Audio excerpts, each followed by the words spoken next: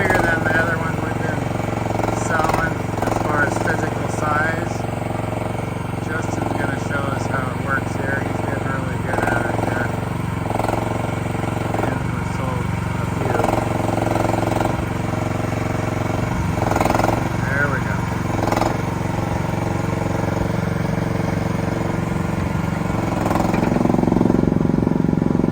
It's got a little bit wider frame on it.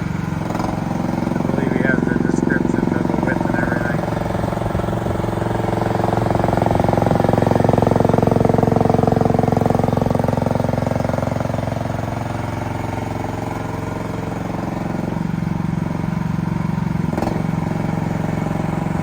So anyway, that's about the size of it on a demo.